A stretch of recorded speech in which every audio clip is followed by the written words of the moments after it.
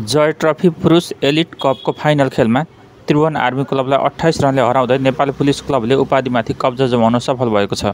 बिहिबार अन्तिम दिनको खेलमा 103 रनको लक्ष्य पछ्याएको आर्मीलाई 74 रनमा रोक्दै पुलिस विजेता बनेको हो। आर्मीलाई सस्तोमा समेट्न सागर ढकाल र ललित राजवंशीले घातक बलिङ गरे। ढकालले 14.2 ओभरमा 35 रन खर्चेर 6 विकेट लिए भने राजवंशीले 15 ओभरमा 39 रन खर्चेर 4 विकेट लिए। आर्मीका लागि ओपनर इमरान शेखले सर्वाधिक 28 रन जोड्न सके। त्यसबाहेक कप्तान विनोद भण्डारी र सोमपाल कामीले 11 रन बनाए। अन्य ब्याटरले दोहोरो अङ्कमा रन जोड्न सकेनन्। यसअघि पुलिसले पहिलो इनिङमा 133 रन बनाउँदै पारी समाप्तिको घोषणा गरेको थियो। त्यस्तै त्रिभुवन आर्मीले आफ्नो पहिलो इनिङमा 170 रन जोडेको थियो। नेपाल पुलिस क्लब दोस्रो इनिङमा 139 रनमा सीमित बनेको थियो। पुलिसले आफ्नो दोस्रो इनिङमा 49.1 ओभरमा अल आउट हुन पुग्यो।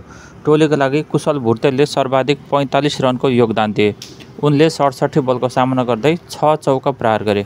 दिलीप नाथले 62 बलमा 34 रन बनाउँदै पेभिलियन फर्किए। दिलीपले 4 चौका र 1 छक्का प्रहार गरे। राशिद खानले 18 रन तथा अमित श्रेष्ठले 13 रन बनाउनु बाहेक अन्य ब्याटरले दोहोरो अङ्कमा रन जोड्न सकेनन्। पुलिसलाई सस्तोमा समेट्न शहाब आलम र बसिर अहमदले 5-5 विकेट लिए। आलमले 25 ओभर बलिङ गर्दै 75 रन खर्चे। अहमदले 22.1 ओभरमा 39 रन दिए।